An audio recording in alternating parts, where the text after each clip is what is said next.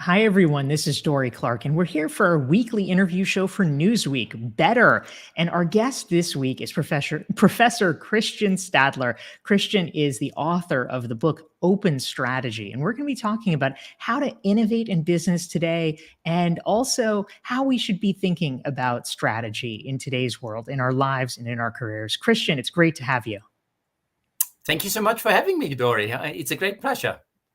Wonderful. And for those of you who are tuning in from around the world, I'm in Miami and Christian's in Nairobi. We're excited to see where you are. So please feel free to type into the chat box and let us know who you are and where you're tuning in from. We'd love to hear from you and also take your questions for Christian as we proceed. So Christian, let's kick off with a really basic question. You wrote a book called Open Strategy. What does that mean? What are we referring to? And is most strategy closed, or what's different about your approach to strategy?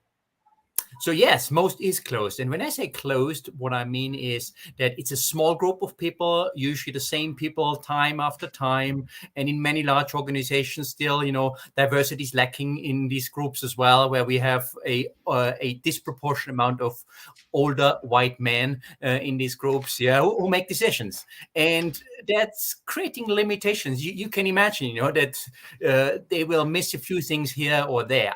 And the core idea about openness is that you involve people who are not usually in these processes and, potentially fairly large groups.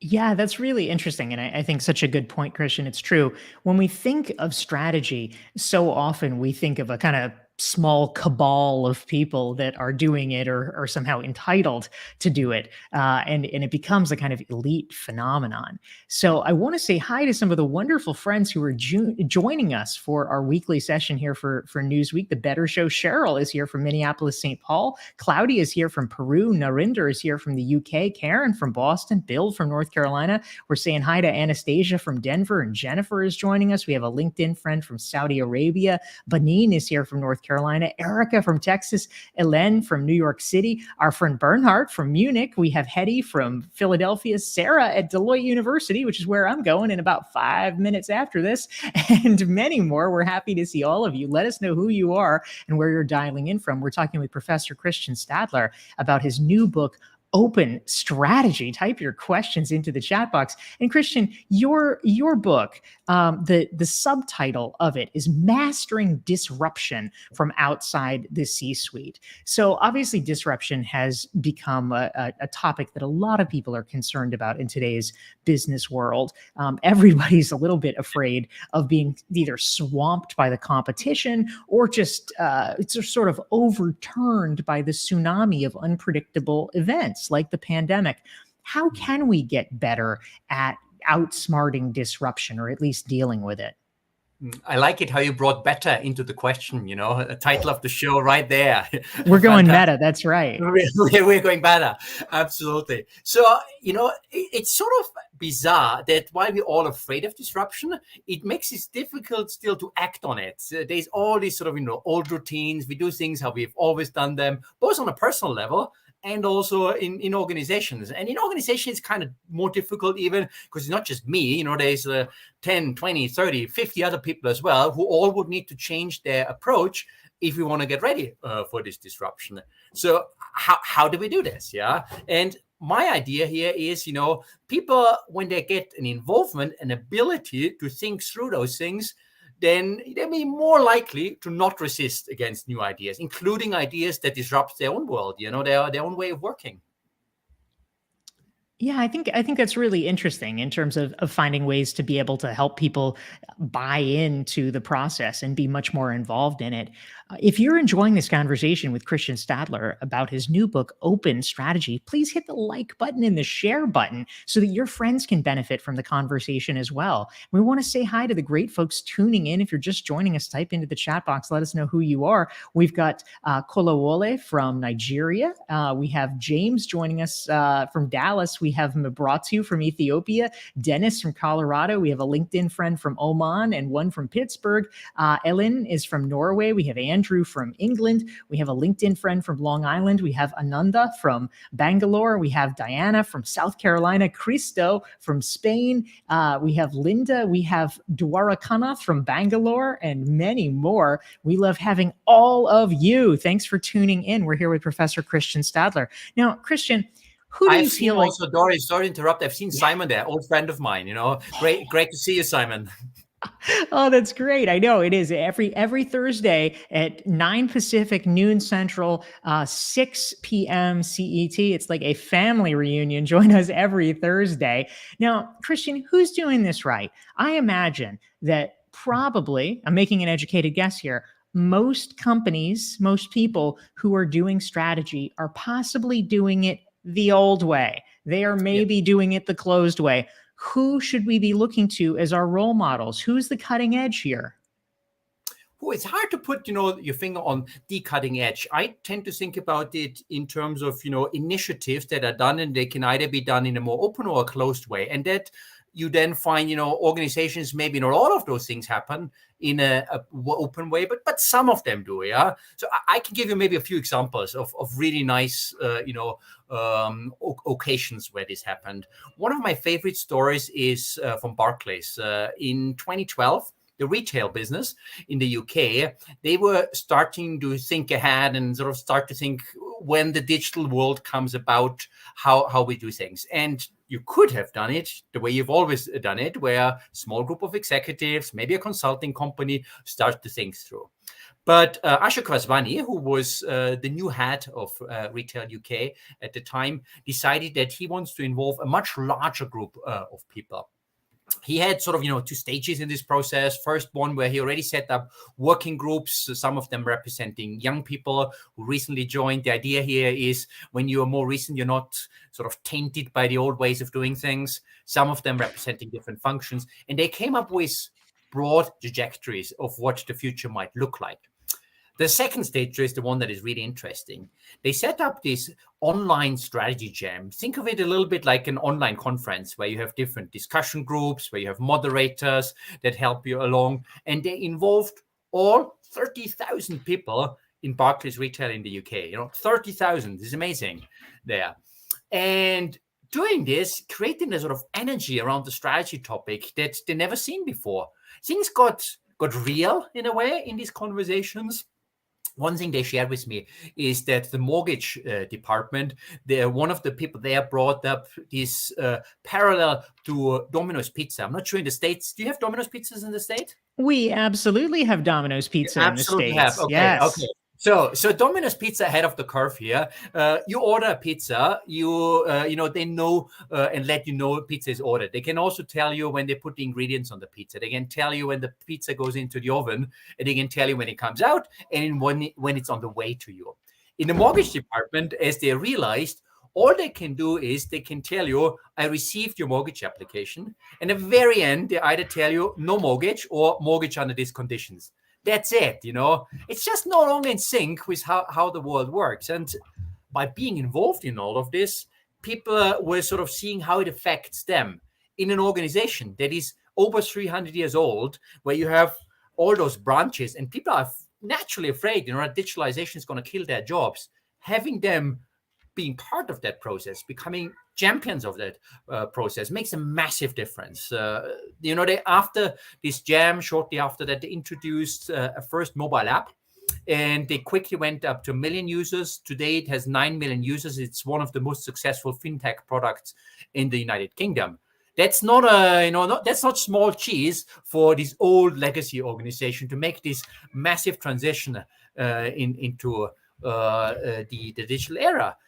And, Ashok Vaswani is quite explicit that it's not just about what to do, but it's really that everyone has an opportunity to think along that really makes this happen.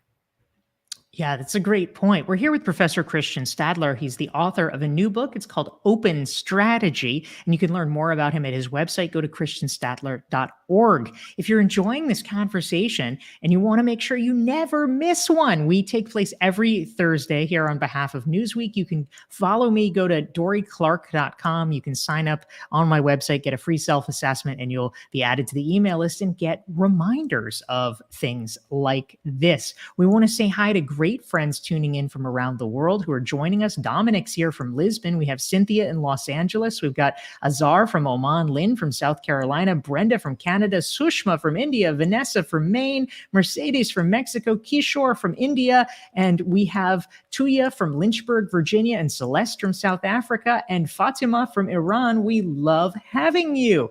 And we have some great questions that have come in, Christian. One LinkedIn user is curious, how do you honor the legacy of the old guard while fostering innovation and diverse perspectives? I can imagine, this is an important question, right? If you're doing something as sacrosanct as strategy in a new and different way, it may well be threatening to the people who have kind of hoarded this power previously. How do you balance those needs?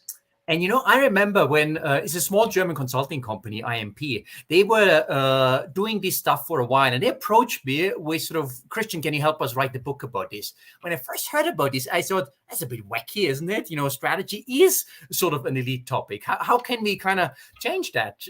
I was intrigued enough to join some of the workshops that they were running, talk to some of the companies they have worked with in the past. And, the more and more I got into this topic, I noticed, hey, this is actually something that has real potential. Then, reached out to other organizations who had done that and found that, it's an option that is not necessarily threatening for the old guard. It gives them a new option of doing things. Their role, shifts a little bit.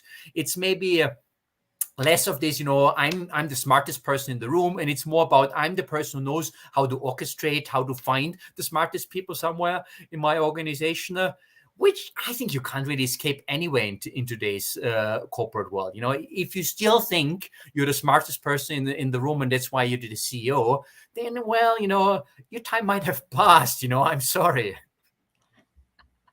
Yes, I love that. That's great. We're here with Christian Stadler talking about open strategy and how to think about strategy in new and different ways in the future world of work. We want to say hi to Rama from Nepal, who's tuning in. We've got Jeff from Friday Harbor, Washington, Deepankar from India. We've got Christian's homie Simon from the UK. We've got Diana from Portugal, Bobby from South Dakota, Paulo from Brazil, Missouli from South Africa, Brianna from Knoxville, Jamie from Florida, and many more. We love having you. Type into the chat box. Let us know who you are, where you're dialing in from, and any questions you have about strategy for our friend Christian Stadler.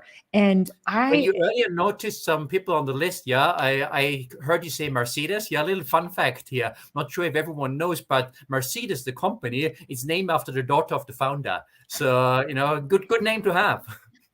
Absolutely. A blue chip name for sure. And a great question came in from Brianna, Christian, and she's wondering, is there a certain change management model that you found to be especially helpful for implementing new ideas in technology? We all know that change management is not the easiest thing in the world. A lot of initiatives fail. What have you seen out there that seems to be particularly successful? So there's this one module that is called a Nightmare Competitor Contest, which I really love. We started talking earlier about this, the problem with disruption and how do you get people going. Now, imagine for a moment you are on a beach. It's a beautiful day. You're lying there, and somewhere in the distance, you hear some appealing music. Now, you might get up and check out the music, but it's also nice where you are, so maybe you don't move. Second scenario. It's dark, you're in the woods, and there's some kind of creepy noise coming very fast into your direction. I bet, you're going to stand up and you're going to run as fast as you can. My point here is, when there is fear involved, we start to move. And that Nightmare Competitor Contest is using this notion of fear in order to actually get things moving. The way these things are set up is, you have groups who develop business ideas, business models. They present them in a Dragon Den style for my British friends, in a Shark Tank style for my American friends. And as they, present these ideas, there's a round of voting. You reduce them to a smaller number of ideas which present nightmares for the organization you're trying to help out here. And, you come to a final round of then nightmare competitors. They help you to move because they really present something that is particularly dangerous. And I think, that's useful in a change management context where, how do I motivate people to go? It's nice to think inspiration will do it. I'm not sure. I think the dark woods will move you faster than the nice beach.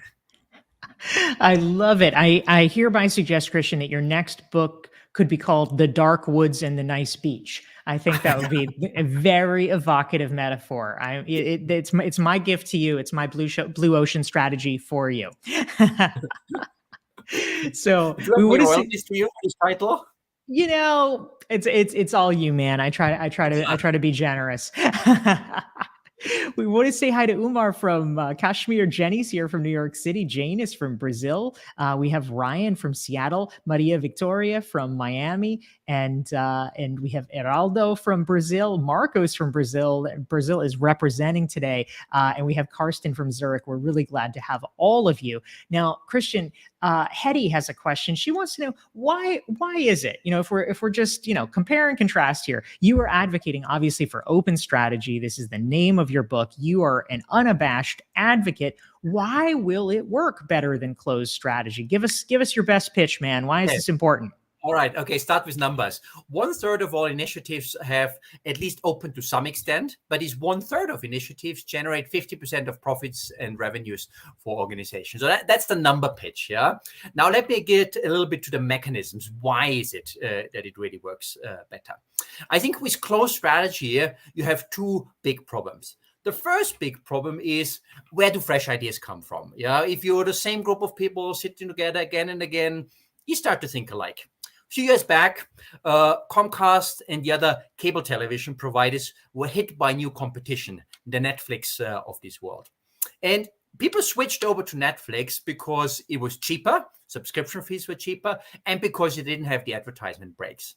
Now, you might have guessed it, but in their closed way of thinking, they doubled down on the old strategy. In order to make up for the lost revenues, they increased the subscription fees and they increased the amount of advertising in the cable television companies. It seemed all sort of logical to them, but obviously, that's not fresh thinking, and it just accelerates the problem that people will leave you. So fresh ideas, in this closed setting, difficult. Second big problem is, how do I mobilize the troops? How do I get them on board in this old way of doing strategy? And once again, and everyone is supposed to run. I'll give you a nice example as well. Put yourselves, as we talked about Mercedes earlier, into the shoes of Mercedes in the 1980s. If in the 1980s you worked for Mercedes and you worked in Stuttgart, you had probably the best job in town. You would drive this big fat Mercedes, you park it in front of your house, neighbors come over, they want to find out how they can get a job as well with Mercedes. Life is good. New CEO comes in, Edzard Reuter. And Edzard Reuter has this idea that with new competition in high-end cars, Lexus, BMW getting stronger, they need to become an integrated technology conglomerate. And that involves various acquisitions, some of them in the defense industry. Now, defense industry in the mid-1980s, with the sort of, closeness still to the Second World War, is highly controversial in Germany. Sure enough, newspapers are full with stories how Daimler is doing all these awful things now. They're producing weapons. Children across the world are being killed. Your job working for Mercedes is not so cool anymore. You wait until it's dark. You don't want to meet your neighbors. You park the car behind the house. You sneak in because you don't want any form of confrontation. Your enthusiasm the next day in the office to actually work with those folks who are in the defense business is going to be rather limited. But the entire idea here is that, you create great new things in Mercedes because people work together across all those departments. What sounded fantastic from the boardroom, and, I don't mention the name, but one of the big consulting company was championing this particular idea, didn't sound so great for those working on the front end of the business. And these two problems that I mentioned, the fresh idea problem and the implementation problem, you can overcome that with open strategy. By involving people, you get fresh ideas and people become champions. And again, I have some numbers here for you as well, because we asked executives whether opening up their strategy brought them fresh ideas, which 69% said it did. And we asked them whether it helps them to increase the commitment to new ideas and strategies, and 70% said it did. So, I hope I made a good pitch, maybe not 1 second long, but I had to put it out there. I love it. You can type it into the chat box. Let us know. Was Christian's pitch sufficient? Are you sold on open strategy? Inquiring minds want to know. And if you're not, I'll find you and we'll talk again. That's right. He's like a pit bull. He's not going to let go. So I love it. We want to say hi to David, who's tuning in from North Carolina. Alicia is here from Oakland. We've got Dinesh from India. We have a LinkedIn friend from Hong Kong. Manuel is here from the Philippines. We have Jelson from Lubango. We have Margaret from Hunter, New York. Ellie from London. We have Rita Marie from Ireland, and many more. We have Susie from Tunis. And I love this question that we have here, Christian. We have Masuli, who wants to know, hey, wait a minute. So this is good for regular viewers of Better. You know that our very recent guest, I think it might even have been not last week, the week before, was Roger Martin, the esteemed former dean of the University of Toronto Rotman School of Business. Masuli is still, I think, trying to be convinced here, Christian. He says, okay, this open strategy thing, well, what does Roger Martin think about it? What does Henry Mintzberg think about it, who's also a famous scholar? So what do we think? Is this controversial, or are people starting to embrace it? How is everything being received, Christian? So first of all, you notice it's going to be dark here. Joining from Nairobi, we're just having a power outage here. I prepared myself. I'm hot wiring into hot desking into this. Let me see if I can put some more light here. That's amazing. We were hoping you could also tell us some strategy ghost stories. Are you open to that? Yeah, I put this for a fact that everyone gets scared here. But let me go back. Are people convinced about this? I'm going to go one better. Consulting companies might be really threatened by this thing. Where's their job if this is no longer their thing? And I've had conversations with, let me again not name names, but two of the three big strategy firms. And both of them, they see it as a complementary tool. Yeah, so they don't think that this is necessarily taking away some of the analytical work. It's not going to take away the role of the executives altogether, but it's a really nice thing that you can use to stress test your strategy. It's something that you can use in specific situations, and that's I think an important point. Yeah, I don't advocate that everything needs to be opened. There's situations. Sometimes even legally, you cannot open up your strategy if you're in an M&A type situation. But there's others where you can. So think about the kind of projects where maybe there's some sort of disruption coming, where you can maybe also test a little bit in a non-core business, so you wouldn't threat your most important business to start with. And as you see, this is going to work, you can expand it further. Reception really, has been universal like this. People don't see it as something that kills everything that has been there before. It's a new approach that for some circumstances improves the situation. Fantastic. Thank you very much, Christian Stadler. We are here. I'm Dorie Clark. We're here with our weekly Newsweek interview show, Better. And Christian is very bravely coming into us from Nairobi in the middle of a power outage. So we appreciate that commitment. Props to you, Christian Stadler. And I'm looking through the comments here.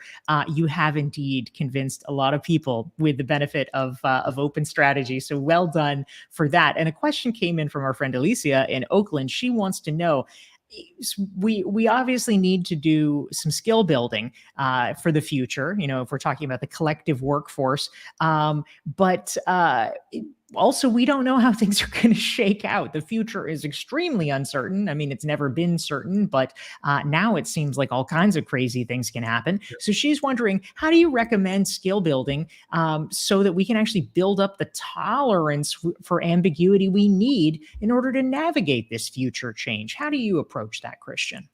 Wow, that's a really tough one there. My gut feeling is that as we have more and more of this, we get more and more used to it.